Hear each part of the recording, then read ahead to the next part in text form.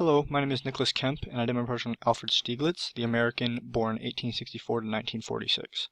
The picture on the right is of Alfred Stieglitz, taken by his friend Edward Steichen in New York.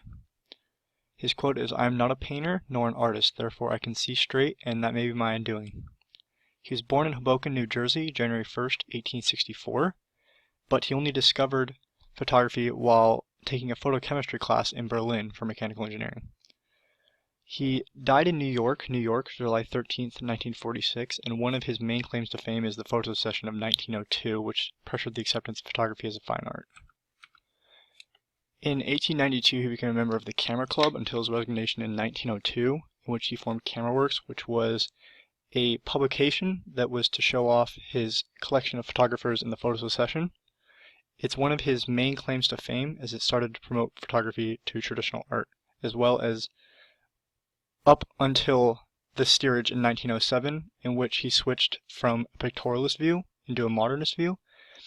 And in 1908, he opened Gallery 291, which was an attempt to promote photography to the same level as traditional arts, more so, and it was also to promote the avant-garde European artists and bring them over here to America. The sunrays photo actually is one of Stieglitz's early photo prints after obtaining a camera. This was before he had decided that the prints needed to be altered to give it an artistic flair. During this time he added retouched scratchings and impressions to his photos to give it a less modernist view and a more of a traditional artistic view. The terminal, on the other hand, was when he started to use natural aspects such as smoke, rain, and snow to soften the edges and give it a more pictorialist view. A Wet Day on the Boulevard in Paris was actually one of the early photos before his style fully developed. The Hands of Man was published in 1903, and this photo was the opening issue for his CameraWorks publication. The steerage marks a pretty big turning point in Stieglitz's life, because he changed from pictorialist to the modernist view, which contained less of his own personal touches and more of a traditional documentary style, and he understood that it didn't need to be so changed and that it didn't need to prove itself as an art, as much at least. The City of Ambition, as well as My Parents' Home in Lake George, were both following his trend of the modern photography while he was still experimenting.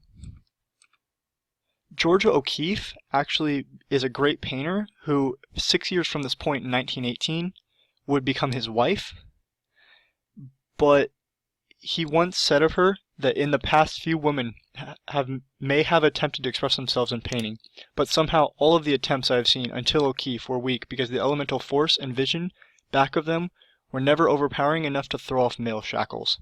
So he was quite adamant about her style.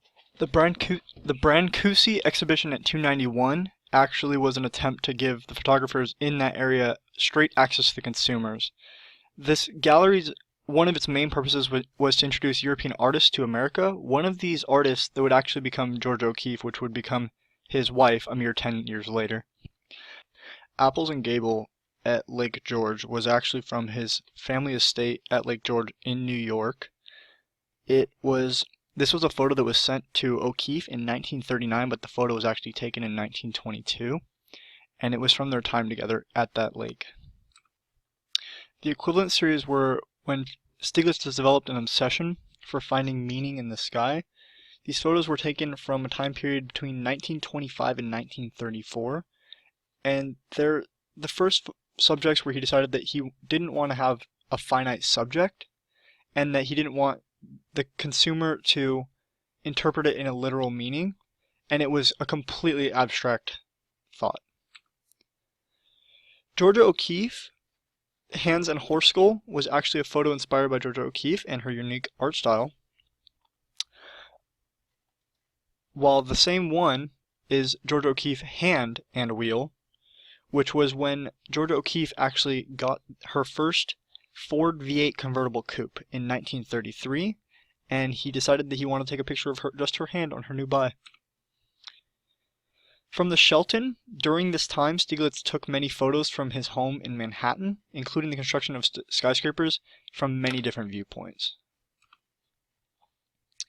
The Poplars is an interesting one because it's kind of different from his normal industry focused style, and so he would actually go out in nature and take just a couple of these.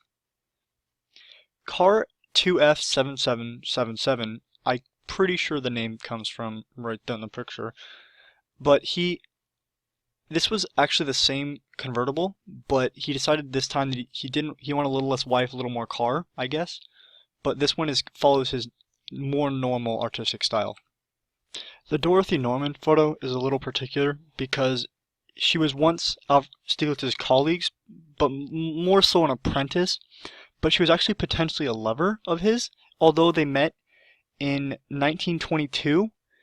They were both married at the time, but it didn't progress much past that point until she decided to do a bunch of charity work after his death, in which it became a little more apparent.